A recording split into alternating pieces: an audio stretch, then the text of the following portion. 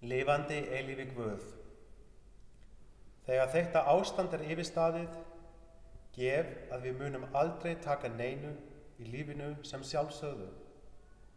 Handabandi við ókunnuga, fulla búð matar, samtali við nágranna, sneisa full samkomuhús, föstudagskvöldi með vinafólki, bragði og áhrifum altaris sakramentisins, árvissri, læknisheimsókn, örtröð við barnaskóla, kaffisopa með félaga, ís og þys á vellunum, hvert andardrátt, dauflegan þriðjudag, lífinu sjálfu.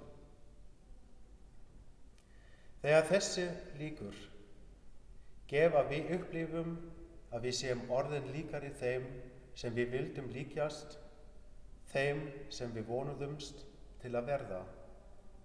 Og við biðjum þess að við megum varðveita áunna einleika til þess að við getum staðið með þeim sem minna mega sín á erfiðum tímum.